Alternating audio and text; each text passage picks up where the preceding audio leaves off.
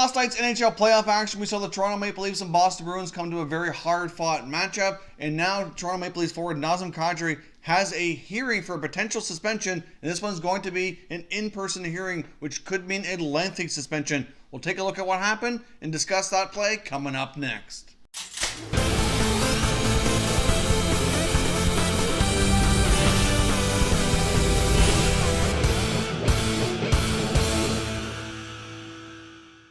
Hey everyone, and welcome back to another video here at Top Shelf Hockey. If you're new to the channel, thanks for stopping by. We review and discuss all 31 NHL teams, so if you're a huge hockey fan, consider subscribing and clicking the bell so you don't miss anything.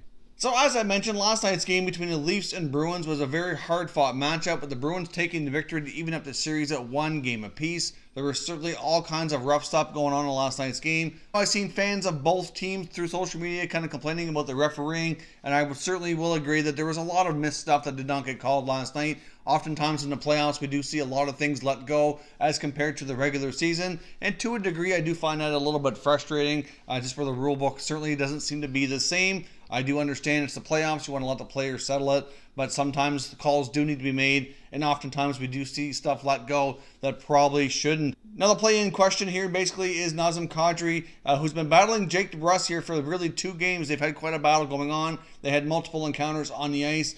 Basically he ended up with a cross-check to the head and face area of Jake Debrusk. Now if you didn't see what happened here, here is the play in question.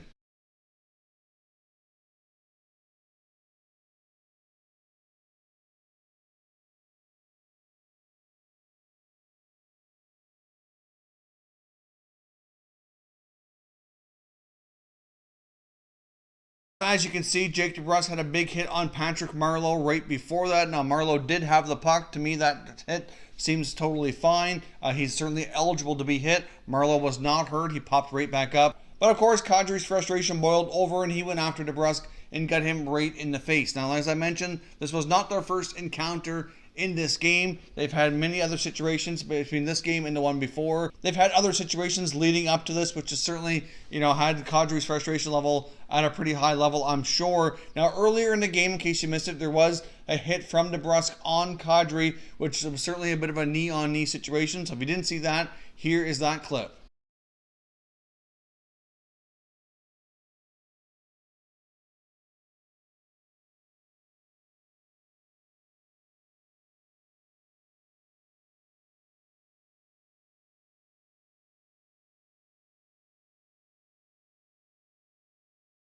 Now, from the Maple Leaf side, I know they've seen Jake Debrusk get away with quite a bit, and even though I'm not sure that anything Debrusk has done is suspendable, he certainly could have had at least a few penalties for sure at the very least. With that collision in question there with Kadri with the knee, there certainly was many people amongst the NHL broadcast team who didn't feel it should be a penalty, that there wasn't enough of a knee extension there. But either way, a lot of the stuff that Debrusk has done could have been called. Certainly, I'm not sure any of it's suspendable, but either way, he's been doing a very good job of getting under the Leafs' skin, and Kadri certainly had enough, but Kadri, in my opinion, did go too far. Now, the worst of this is that Kadri has history, as we discussed in yesterday's video with the Nikita Kucherov suspension. Many people were comparing that hit, which resulted in him getting a 1-game ban, to the Kadri hit in last year's series against the Bruins as well, where he got 3 games, saying it wasn't fair because, Kadri obviously got more or whatever. But as I explained in that video, a lot of that has to do with Kadri's history. Prior to the suspension in last year's NHL playoffs, Kadri had been suspended 3 times prior to that, so that was his 4th time. Now this is going to be his 5th time, and a lot of it has to do with similar type of plays. This play here is almost identical to last year's playoffs in a sense, whereas that one of his teammates got hit, and he went after the opposing team, being the Bruins in both cases, and did an illegal hit as a result. Now, I don't mind him standing up for his teammates. It's a very, notable thing to do.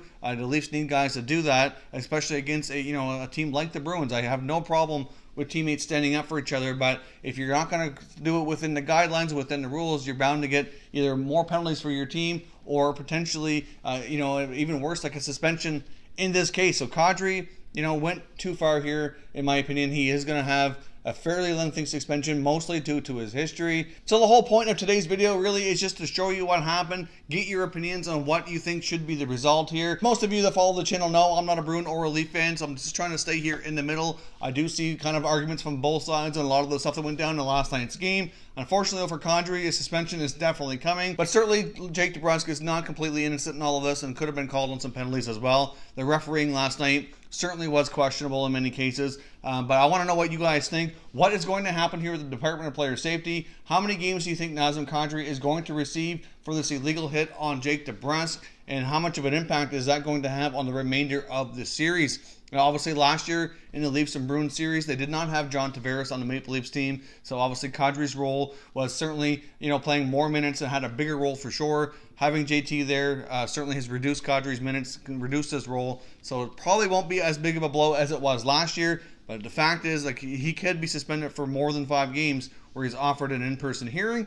Doesn't mean he's going to be, but the fact that they've offered that up with his history, it has me thinking that it likely will be, 5 or 6 or whatever. It's hard to say, but he very well could be gone for the remainder of this series and possibly for the remainder of the playoffs if the Leafs don't get by the Boston Bruins here. So this is just for discussion only. I know both sides have their own opinions for the Leafs and the Bruins. Leave your comments down below and try to continue the conversation here in a respectful manner. If you're new to the channel, I hope you consider subscribing. We cover all 31 NHL teams, and there's plenty of content here for all hockey fans to enjoy. So if you're new, hit that subscribe button and give this video a thumbs up if you enjoyed it as well. I'd appreciate it if you did.